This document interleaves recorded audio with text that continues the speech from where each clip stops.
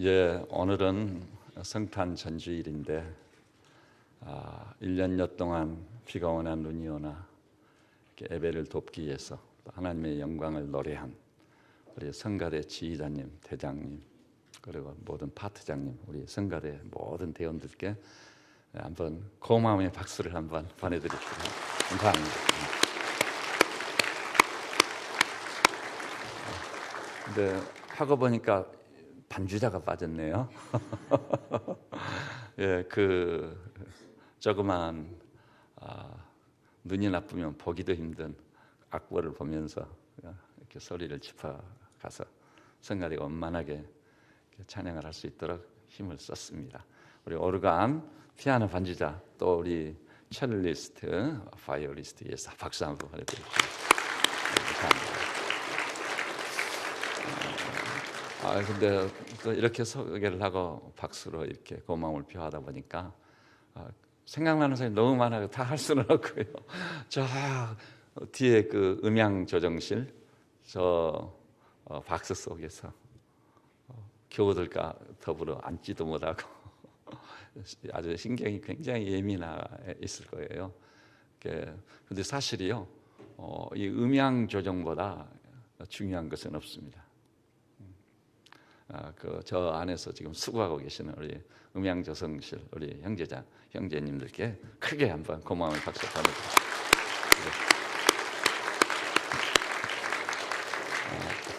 그리고 우리 교우들끼리 서로요, 하나님의 은혜 감사합니다. 다 주님의 은혜였습니다. 인사 좀 나누십시오. 예. 예.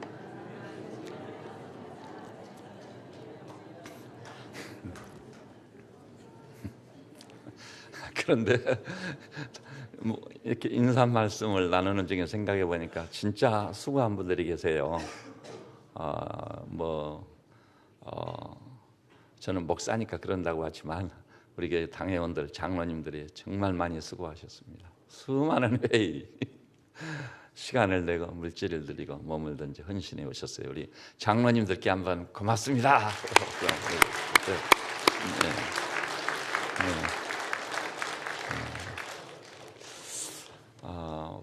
이제 성탄 전주일이고 말할 것도 없이 성탄에 오신 주님을 마음의 문을 활짝 열고 맞이하는 일이 바로 우리가 할 일이지 않겠어요? 거기다가 또 우리는 2014년을 보내고 2015년이란 새해를 맞이하는 시간의 분기점을 앞두고 있습니다. 성탄의 의미에 대해서는 이 자리에서 더 이상 언급할 필요가 없습니다.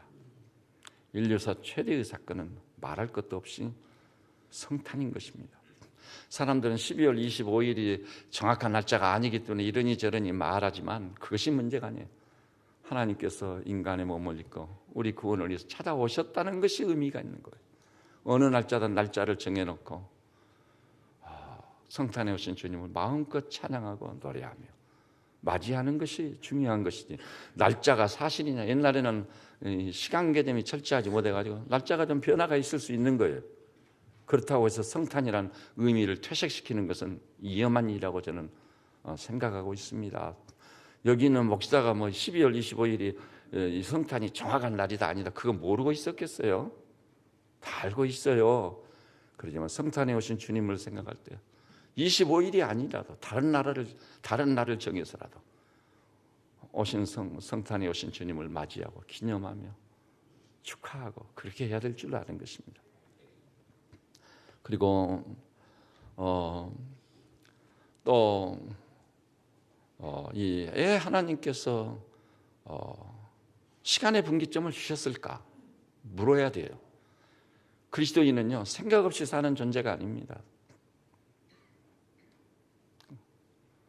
어떤 아주 진중한 마음가짐을 가지고 사사건건 하나님 앞에서는 우연이 없으니 돌멩이 하나도 필연의 역사예요. 풀 한 포기에도 필연의 역사가 있다는 걸 저는 믿습니다. 그렇기 때문에 왜 하나님께서 하필이면 365일 만에 시간의 분기점을 주시는 건가, 그 의미를 생각해 보면 벅찬 감격이 옵니다.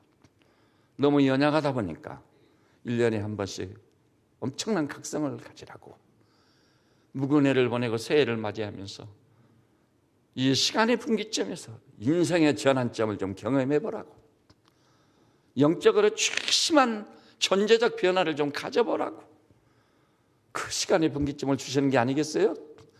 길거리에 동행안 가서 동력에서 싸우는 태양 맞이하라고요? 그 정도가 아니에요. 그래서 저는 성탄을 앞두고요, 시간의 분기점을 앞두고 오늘 우리가 받게 된 이 말씀이 마치 모세가 시내산에서 십계명을 받듯이 하나님의 말씀을 받아서 2014 성탄이 여러분의 인생에 최심한 사건이 되는 놀라운 여러분의 성탄이 되시기를 주님의 이름으로 축복합니다. 그 다음에 이번 2014를 보내고 15년을 맞이하는 시간의 분기점은요, 지난 1년 어떻게 살았는지 묻지 않겠습니다. 그리고 제가 물을 일이 아니에요. 그 하나님이 하실 일이죠. 실패했던 성공했던, 아니면은 내 인생은 왜 이 모양인가 스스로 대해서 좌절하고 절망했던, 이렇든 저렇든 우리 앞에는 시간의 분기점이 기다리고 있는 것입니다. 주님이 저와 여러분을 위해서 예비하신 전환점인 줄 믿습니다. 그래서 이 2014년을 주 안에서 온전히 청산해버리고 옛적 일을 생각지 말라. 그것에 발목 잡히면 안 됩니다. 주님이 우리를 위해서 예비하신 2015년 새해를 맞이할 때, 목사님 저는 그릇이 이것밖에 안 되는데요. 좋아요. 그릇 타령했더라면 저는 이 자리에 있지도 못할 사람이에요. 태생적으로 저는 너무 내성적이었고 여기 서 있다는 것 자체가 제게는 기적입니다. 기적. 오직하면 선생님들이 처음으로 저를 관찰하고도 통지표 1학년부터 졸업 때까지 계속 내성적. 우리 초등학교 3학년 때 이상원 담임 선생님이 앞에 나와서 노래를 하라는데 그분은 저를 굉장히 사랑하셨거든요. 그 하다못해 학교정이 땡땡이라도 불러야 되는데 그것도 못해가지고 그 선생님이 저를 사랑한 게 그냥 미움으로 변해버린 거예요. 선생님 말씀에 불순종해가지고 노래를 안 하고 끝까지 버티고 있는 거예요.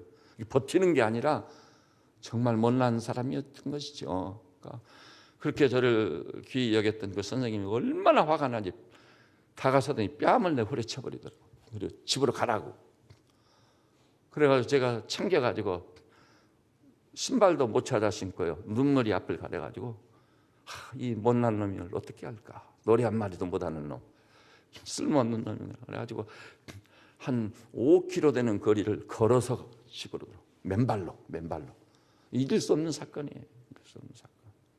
그러니 그런 사람이 무슨 목사가 되고 설교자가 되겠어요. 그런 못난 사람도 하나님이 은혜를 주시니까 그래도 되더라고요. 돼요. 여러분은 그걸 간단히 생각하지만 제가 워싱턴 DC에 있는 이 지구촌에 있는 교민교회에서 첫 손가락에 꼽아야 마땅할. 그렇습니다. 여러분 미국에 있는 사람들 물어보세요. 워싱턴 중앙장로교 이번에 총신대 신대원 유흥열 교수가 담임 목사라고 한답니다. 제가 지난 5월에 미국 갔을 때 유흥열 교수를 만났거든요. 그런데 워싱턴 중앙장로교회 11시 메인 채플에서 설교를 할 수 있었습니다. 굉장한 특권이었습니다. 내노라 하는 사람들은 다 모인대거든요. 정말 땅을 기어가는 털이 부숭부숭한 애벌레가요, 나비가 되어 하늘을 나르는 것에 비유할 수 있는 것입니다. 저에게는요. 사람들은요, 워싱턴 중앙장로교를 아는 사람은요, 놀라워요. 아니 거기 가서 설교하셨느냐고. 제가 여기서 시편 23편을 장황하게 길게 강의했습니다. 그게 설교는 1시간 10분이에요. 근데 저는 1시간은 30분에 걸쳐서 장황하게 설교했는데 그래도 하나님의 은혜를 주시니까 그 담임 목사님 이하 모든 분들이 은혜를 받으시더라고요. 이번 시간의 분기점에서는 여러분의 존재가 하나님의 은혜로 흔들리시기를 바랍니다. 지난해 깨끗이 청산해버리고 이전 것은 지나갔으니 보라 새 것이 되었다. 환희를 부리며 새해를 맞이해가지고 여러분도 놀래고 가족도 놀래고 이웃이 놀랄 만큼 이 시대의 요셉, 이 시대의 다니엘, 여호수아, 갈렙 같은 신앙의 장부들, 성경에서 튀어나온 사도행전의 주역들처럼 영광 중에 나타나는, 그래서 여러분이 소속해 있는 가정이든 혹은 우리 교회든 출근하는 직장이든, 늘 말씀드리면 출근하는 직장이요, 회장님까지 우리 회사의 실질적인 회장은 저 친구다 딱 체크할 만큼 우리 조국과 민족의 역사를 역류시켜 뒤집어 볼 수 있는 능력 있는 정도로 새해를 맞이할 수 있기를 주님의 이름으로 축복합니다. 축복합니다. 하나님 앞에서 괘씸한 결단을 내리면 못할 것도 없어요. 그러면서 오늘 설교를 이제 시작하려고 하는데요. 오늘 설교 제목이 뭐죠? 임마누엘입니다. 임마누엘. 이 하나님과의 관계된 것들, 또 하나님의 말씀의 집대성인 성경을 보면은요, 신비로 가득 차 있어요. 신비. 옛날에요, 그 이태백이 놀던 다라, 개수나무, 토끼가 방아를 찢고, 이렇게 신비 속에 있을 때는 달 하나에도 얼마나 감격이 있었어요. 날마다 저녁마다 솟아오르는 달이 그렇게 밝을 줄은 예전에 미처 몰랐습니다. 그렇게 시인의 감각에 포착된 달은요, 정말 신비했었어요. 그런데 그 신비를 다 벗기고 까발리고 나니까 재미가 하나도 없어요. 정말 신비는 없는 것일까요? 아닙니다. 우리는 날마다 기적 속에 삽니다. 우리는 날마다 신비 속에 삽니다. 전도서 1절이 이렇게 말해주고 있어요. 한번 따라서 해볼까요? 네가 바람의 길이 어떠함을 아느냐? 여러분, 굉장히 신비한 말씀 아니에요? 바람의 길. 선선한 바람도 있고 따뜻한 바람도 있습니다. 태풍도 있고 미풍도 있습니다. 김밑을 간지럽히며 지나가는 그런 바람도 있어요. 근데 바람의 길이 어떠함을 네가 아느냐? 이 말은요, 바람이라는 것을 통해서 이 우주 만물을 대표로 묘사해 주고 있는 것이에요. 이 우주 만물은요, 기적으로 가득 차 있는 줄 압니다. 신비하지 않은 것이 없어요. 수없이 설명했기 때문에 잘 아실 겁니다. 그 신비 속에 사세요. 똑같이 수분을 빨아 올리고 태양빛을 받았는데, 그래서 열매를 맺혔는데, 하나는 수박이 되고 감이 되고 배가 되고 사과가 되고, 이름 모를 온갖 과일들, 색이 다르고 맛이 다르고 영양소가 다르고, 그리고 과일 속에 치유의 효과가 있어요. 하나님이. 그래서 제가 과일요법 한번 해보시라고 했죠. 저희가 아니라 건강대통령 백상진 박사의 권면이에요. 아직까지 백상진 박사를 넘어서는 사람이 없어요. 근데 하나님께서 그 과일 속에 독특한 치유의 효과를 낼 수 있는 요소를 숨겨놨다는 겁니다. 그것을 우리가요, 후식으로 먹으니까, 소량으로 먹으니까 맛은 느끼고 어느 정도 영향은 되지만 치유 효과는 안 나타나요. 그런데 그것을 끼니가 되게끔 집중적으로 많이 먹으면 놀라운 성과를 거둔다는 거 아셔야 됩니다. 신묘막측합니다. 그것을 상징적으로 표현하기를, 내가 바람의 길이 어떠함을 아느냐? 과학의 이름으로요? 인간 논리의 힘으로요? 말도 안 되는 소리입니다.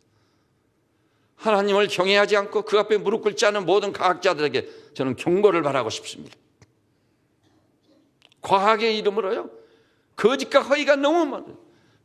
여러분 아시죠? 인류 시조라고 했던 빌 다운이, 영국의 어떤 과학자가요, 원숭이 2개국을 갖다가 둔갑시켰어요. 사기 행위가, 속임수가 너무 많이 있어요. 진실하지 못해요. 정직하지 못해요. 여러분, 30년 전 제가 배웠던 과학책 지금 갖다 놓고 보니 다 쓰레기통으로 들어갔어요. 지나놓고 보니까 과학이 절대가 아니에요. 이 우주 속에 가득 차는 신비, 다 하나님이 하신 일입니다. 하나님이여, 주의 이름이 온 땅에 어찌 그리 아름답습니까? 당신을 예배합니다. 찬양합니다. 이런 감격 속에 사시기를 주님의 이름으로 축복합니다. 그럼 또 하나 따라서 볼까요? 어린아이가 어미의 태중에서 어떻게 자라는지를 네가 아느냐? 놀랍지 않습니까? 이건 생명의 신비를 말해주고 있는 생명의 신비. 어린아이가요 어미의 태중에서 어떻게 자라는가 알 사람이 누가 있어요? 의학적으로 이렇게 저렇게 얘기하지만은요 생명의 신비는 결코 접근할 수 없는 신적 영역으로 남아있는 거예요. 지금도 우리는요 생명의 신비를 분명히 인정하고 그것을 누리며 환희의 창가를 부르고 살아야 돼요. 나란 존재에 대해서 내가 비록 아프고 또 연약한 부분이 있고 내 앞에 산 같은 문제가 버티고 있을지라도 오 하나님, 하나님이 나를 지으신 바가 신묘막측합니다. 눈이 신비고요 뇌의 구조가 신비해요. 사람들은 컴퓨터를 노래하고 난리지만 슈퍼컴퓨터도요 우리 뇌에서 나왔어요. 컴퓨터가 뇌에서 비롯됐다는 거 아시죠? 근데 컴퓨터는 단번에 탁 기억을 가져올 수는 없어요. 단번에 한 번에 그냥 여러 가지. 근데 우리는요 초등학교 시절, 중학교 시절, 고등학교 시절 성장 과정 중에서 있었던 굳은 일, 좋은 일 한 번에 그냥 연상을 하려고 하면 촥 영상이 지나가는 거예요. 이 뇌의 구조가 어떻게 되게 보면 영상이 돼 있을까요? 입력이 돼 있을까요? 기적 중의 기적입니다. 신비로 가득 차 있습니다. 이것을 넣고 오 하나님, 당신만이 하실 수 있는 일들입니다. 당신을 예배하는 것이 내 최고의 특권이고 영광입니다. 이렇게 감격해하며 사시기를 주의 이름으로 축원합니다. 그런데요 신비 중에 신비가 하나가 있어요. 우주의 모든 신비, 생명의 신비 다 합해도 비교할 수 없는 신비. 그것을 오늘 본문이 보여주고 있는 것입니다. 그것을 요한복음 1장 14절은 이렇게 함축해서 표현했어요. 한번 따라서 해볼까요? 말씀이 육신이 되어 우리 가운데 거하심에 우리가 하나님의 영광을 보노라. 여러분 말씀이 육신이 되어 그 말씀이 뭐냐 했더니요 요한복음 1장 1절 딱 보니까 태초에 말씀에 계십니다. 이 말씀이 하나님과 함께 계셨으니 이 말씀이 곧 하나님이십니다. 말씀이 하나님이세요. 근데 하나님이 육신이 됐다니, 육신이라는 건 뭐죠? 사람이에요, 사람. 하나님이 사람 됐다는 얘기예요. 이건요 철학적으로 논리적으로 이해한다는 게 불가능합니다. 수용도 뭐 안 되는 일이에요. 어떻게 하나님이 인간이 된단 말인가? 여러분 하나님과 인간의 극단적인 비교는 뭐죠? 하나님은 무한하신 분이십니다. 우리 인간은 유한한 그런 얘기 있잖아요. 뭐 강단에서 적절한 용어가 아닙니다. 여러분 이해를 띄어봤댔자 벼룩이란 말이 있잖아요. 인간이 그래요. 우리는 한계가 있는 존재예요. 여러분 용을 써도 안 돼. 가장 위대한 사람도요 죽음이 찾아오면 맥없이 닦아버려요. 와, 저는 사람 인종을 많이 지켜봤습니다. 그럴 수가 있는 거예요. 금방 보고 이 그래프가 이렇게 막 움직이고 있었거든요. 근데 그래프가 딱 끝나버려요. 의사가 와서 사망 선고를 내리는데 이것이 꿈이냐 생시냐 이게 사실로 받아들이고 수락하기가 너무 어렵더라고요.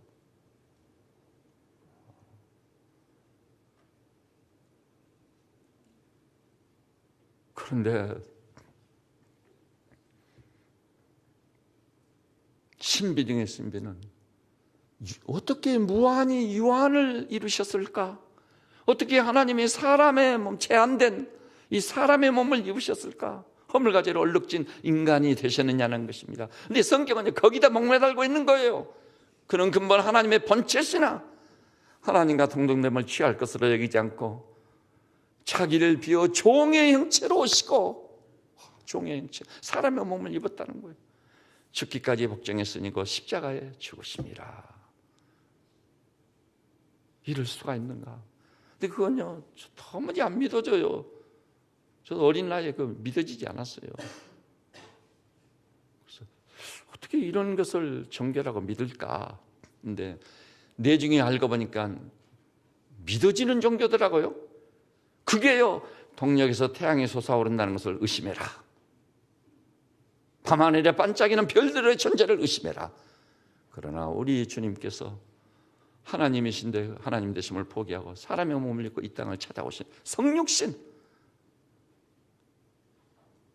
말씀이 육신을 입고 오셨다는 이 엄청난 신비 믿어지더라고요. 어떤 것보다도 절대 확신으로 압도적으로 다가오도록. 제가 논리가 부족해서가 아닙니다. 첫 단에는 정말 거의 웬만한 사람 비교할 수 없을 만큼 독서량도 굉장히 많았어요. 지금도 하고 있어요. 지금도 저는 책방에 가가지고 서론을 읽을 거리들을 찾고 사람 사는 모습을 들여다보기 위해서 읽습니다. 강단을 지키는 목사 정도 되면은요, 무식한 소리는 하지 않아야 돼요. 그리고 또 말로 하자면은 내게 이탁한 양무리들에게요, 첨단 어떤 뉴스를 가지고 여러분을 제가 대해야 되거든요. 그렇죠? 그런데 믿어지니 어떻게 합니까? 절대 신앙으로 그것이 믿어지는 순간 제 인생이 확 바뀌더라고요. 하나님이 어찌하여 사람의 몸을 입고 찾아오셨을까? 어찌하여 말씀이 육신이 됐단 말인가? 오늘 본문에 보니 23절에 보라, 처녀가 잉태하여 아들을 낳을 것이요, 처녀가 잉태하여 아들을 낳는다. 어떻게 처녀가 잉태한단 말인가? 말도 안 되는 소리. 근데 하늘에서 내려온 천사는, 그 메신저는 그렇게 말했어요. 그에게 잉태된 자는 성령으로 된 것이라. 그것이 믿어지는 순간 저는 새 사람이 됐어요. 그리고 제 인상이 완전히 뒤집혀진 것입니다.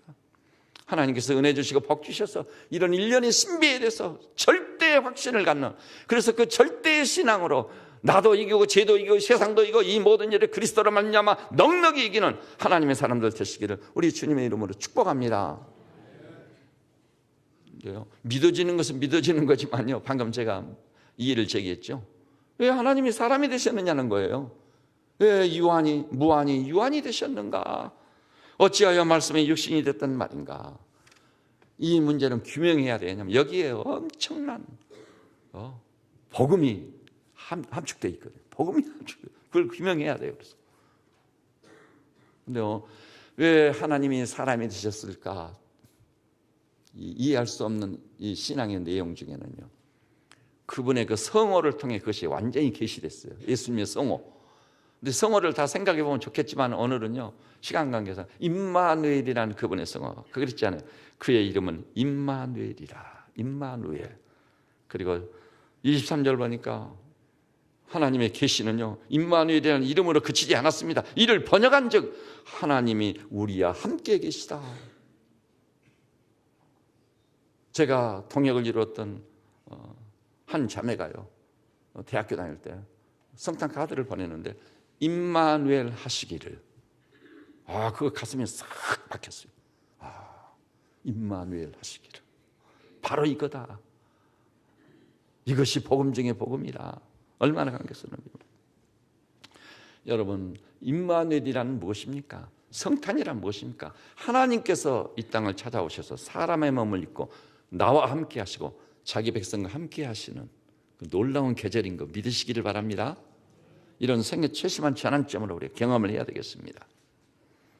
그러면은요, 임마누엘이라는 이 말씀이 성경에서 어떻게 계시되고 있었을까?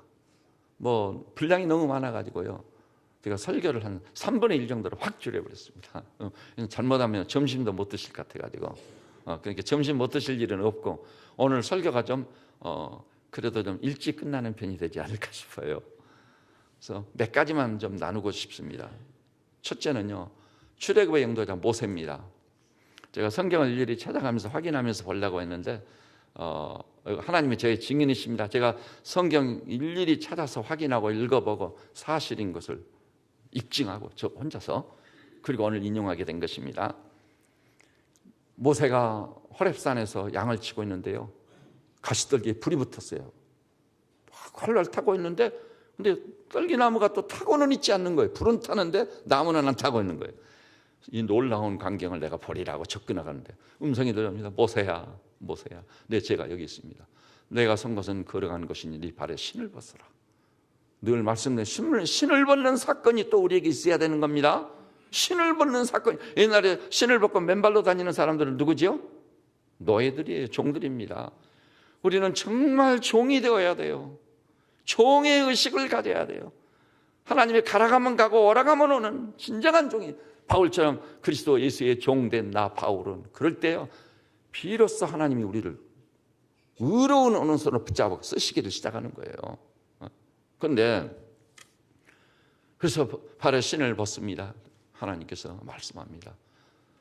너는 바로에게 가서 내 백성 이스라엘을 출애굽시켜라. 아니 혀에 묻혀 양을 치는 목동으로 전락했는데 무슨 수로 가서 애굽을 대적하고 바로를 굴복시킬 수 있겠어요? 불가능한 일이거든요. 그래서 모세가 이렇게 대답해요. 이 출애굽기 3장에 나오는 얘기 가서 꼭 읽어보십시오. 내가 누구간데 바로에게 가며 이스라엘 자손을 애굽에서 인도하여 내리까. 내가 누구간데란 말은 무슨 말이죠? 나는 그 일을 수행할 수 없습니다. 불가능한 겁니다. 안 됩니다. 그리고 뒤에 가서는 또 뭐라고 그랬죠? 나는 입이 뻣뻣하고 혀가 두는 자입니다. 안 됩니다. 세계를 제패한 최강의 대제국 바로 애굽을 어떻게 굴복시키고 애굽의 신인 바로를 어떻게 굴복시킬 수 있겠습니까? 불가능합니다. 이 문제를 제기한 모세에 대해서 우리 하나님께서 딱 한마디 하십니다. 내가 누구간데 여기에 대해서 대답하시기를 내가 정녕 너와 함께 있으리라. 입이 둔하고 혀가 뻣뻣한 자라는 부분에 대해서는 입을 만든 자가 누구고 혀를 만든 자가 누구냐? 사실 입의 말이 중요한 거거든요. 따라서 합시다. 입의 말이 아주 중요하다. 정말 중요한 겁니다. 주님은 말씀 한마디로 세상을 창조해 버리시죠. 말 한마디로 천냥빚을 갚는 정도 되는 거예요. 정말 중요한 거예요. 근데 하나님께서 내가 정녕 너와 함께 있으리라. 이 함께 있겠다는 이 말이 바로 무엇이 히브리어로 임마누엘이십니다. 모세의 신비에 각인시킨 겁니다.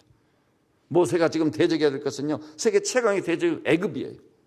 그리고 애굽의 신인 바로입니다. 대적이 불가능해요. 산 같은 장애물이에요.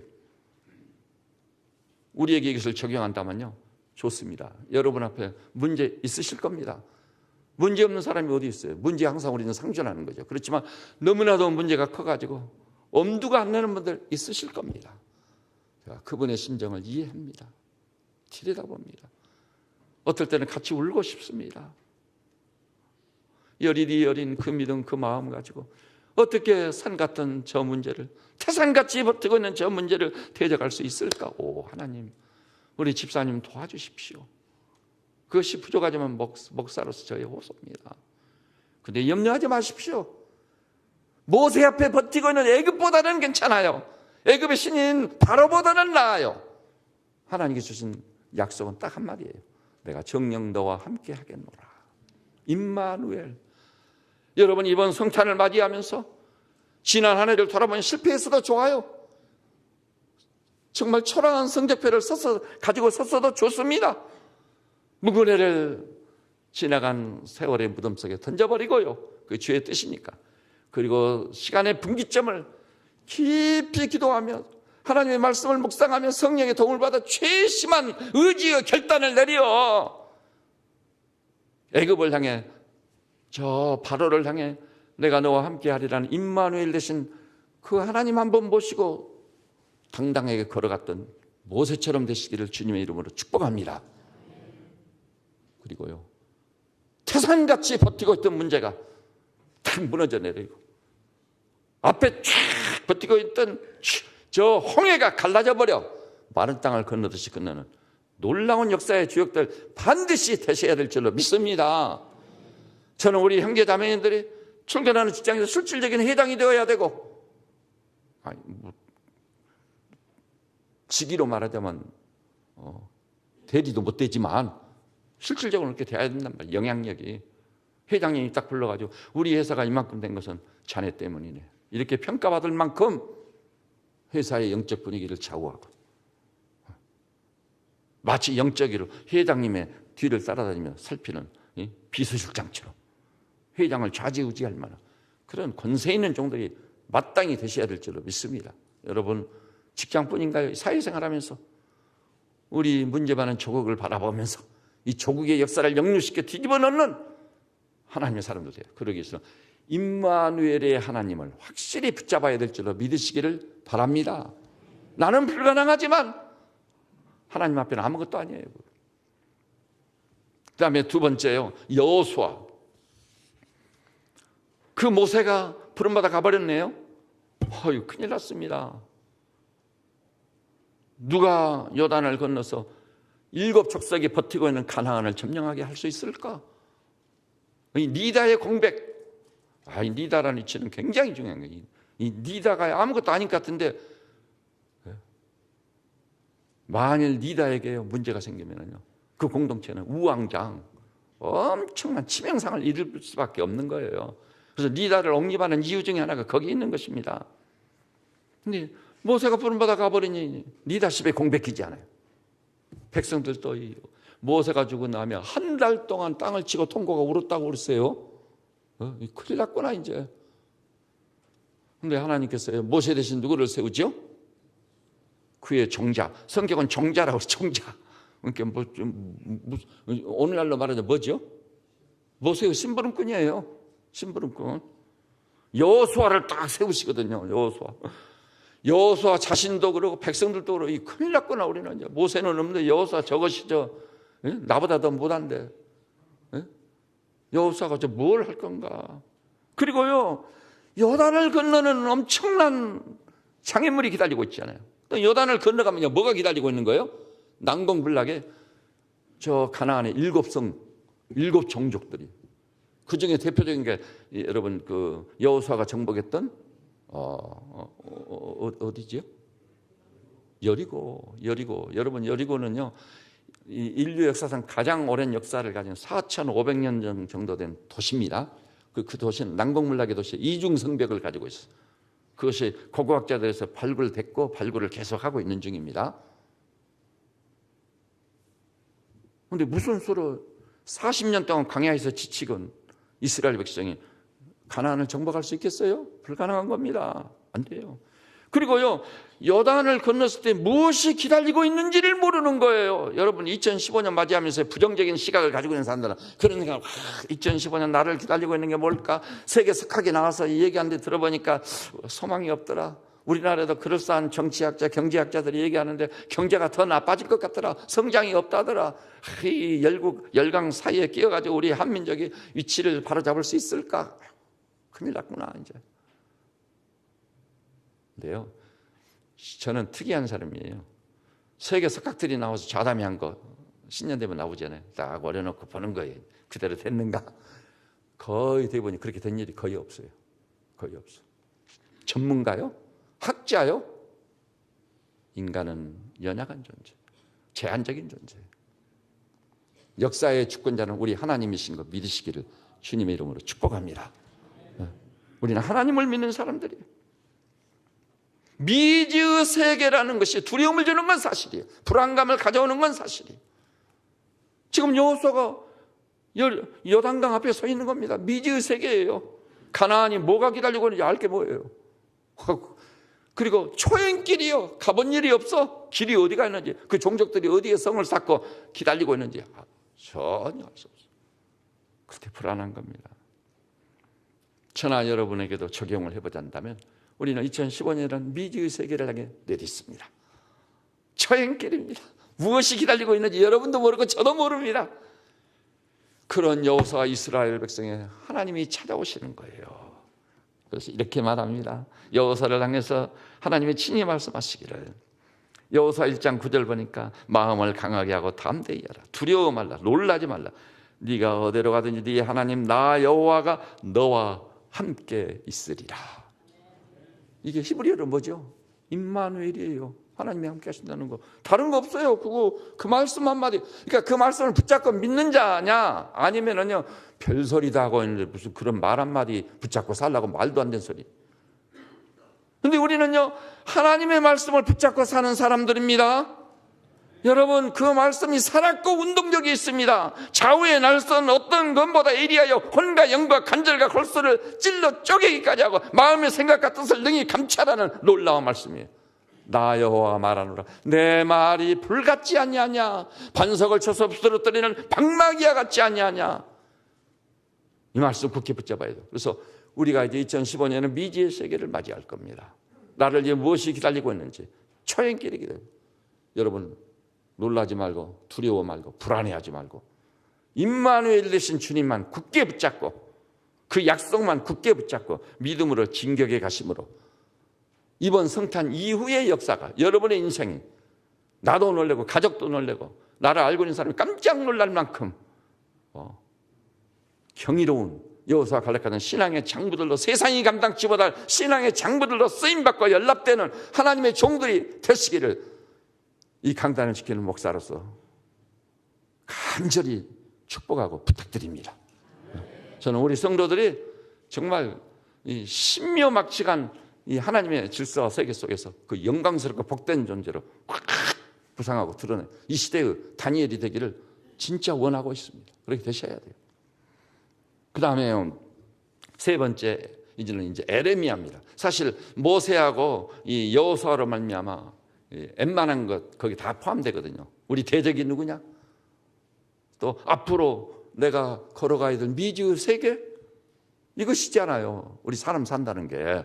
하나님께서요 참으로 위대한 분이야. 하나님 말씀은 경이롭고 신비롭기가 짝이 없어. 내 이 말씀 묵상하다가 보면 굴복할 수밖에 없어. 엎드릴 수밖에 없어. 저는 침상에서 묵상을 자주 하거든요.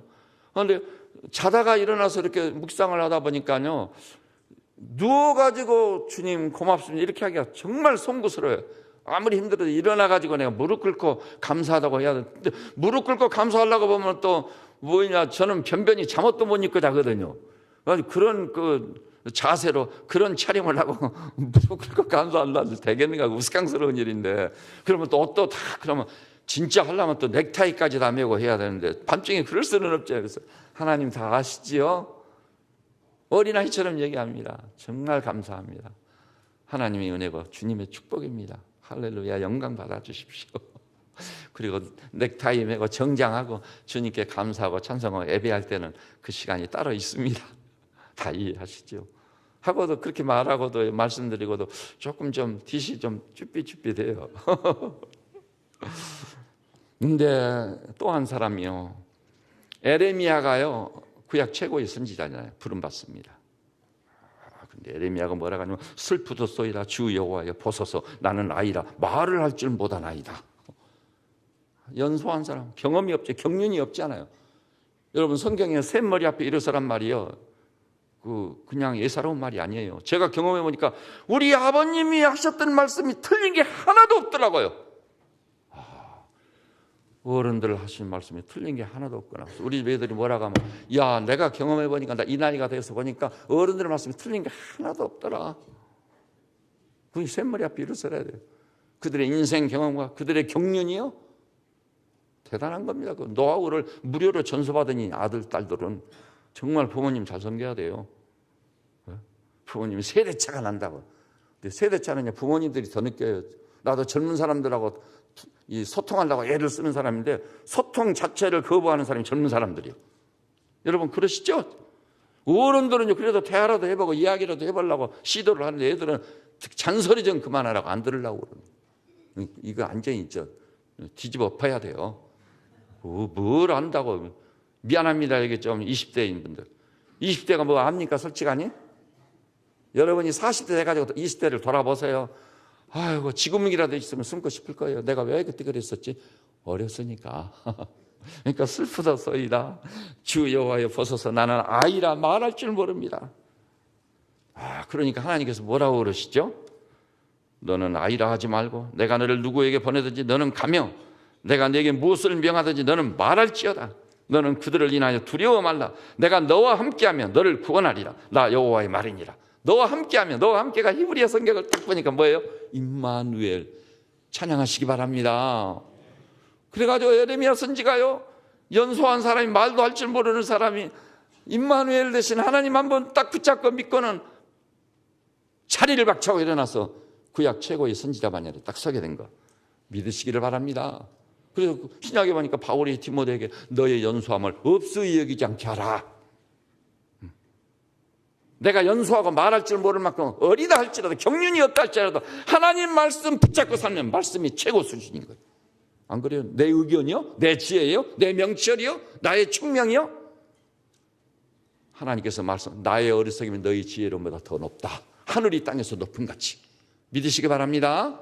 그래서 하나님 말씀을 붙잡아 버리면은요, 연소한 자가 아니에요. 그렇다고 애늙은이도 아니에요. 영광 중에 달려가는 사람 되게 되는 거 믿으시기를 바랍니다. 그 다음에 마지막으로 요셉이요.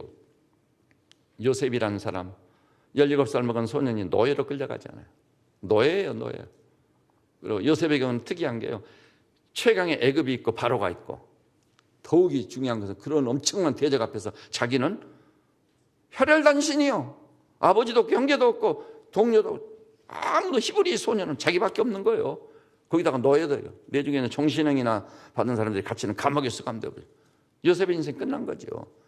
근데 창세기 39장 보니까 하나님께서 요셉과 함께 하심으로, 거기 히브리어로 보니까, 히브리 성경 보니까 임마누엘 하시니까 요셉이 보디발의 집에서 가정총무를 일하는데 엄청난 축복을 하세요. 요셉이. 그래서 보디발이 볼 때 요셉에게 그의 하나님이 함께 하심을 보고 요셉이 모든 경영하는 일을 형통케 하심을 보았더라.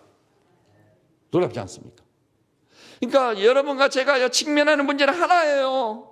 하나입니다. 하나님을 오로지 하는 믿음 가지고 믿는 겁니다. 근데 우리 믿음이 없어요. 말씀을 그렇게 듣고도 기회만 되면 말씀을 등지고 내 지혜로, 내 짧음, 그래가 용을 써도 안 되는데도 불구하고, 네, 여러분 이제로부터는요, 우리 하나님은 살아계시도다. 이 하나님은 임마누엘이시다.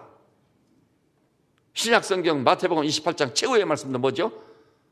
너희는 가서 모든 족속으로 제자를 삼아 아버지, 아들과 성령의 이름으로 세례를 주고 내가 너희에게 분부한 모든 것을 가르쳐 지키게 하라. 볼지어다, behold, 세상 끝날까지 내가 너희와 항상 함께 있으리라. 임마누엘이에요, 임마누엘. 오늘 여기 나신 온 성도들이시죠. 우리가 하나님을 확실히 믿고 절대 신앙하고 그분의 말씀을 반석같이 굳은 마음을 쳐서 부스러뜨리는 불방망이 같은 말씀으로 굳게 붙잡지 않아요. 그럼 하나님께서 나와 함께 하시는 거예요. 나와 함께 하시면은 애굽도 굴복당하고 바로도 완전히 결박지어버리고 홍해도 갈라지고 여리고도 무너뜨려버리고 주의 대로가 뚫리고, 이런 놀랍고 생경스러운 위대한 걸작으로서의 신앙 인생을 살고 싶지 않습니까? 그렇게 되시기를 우리 주님의 이름으로 축복합니다.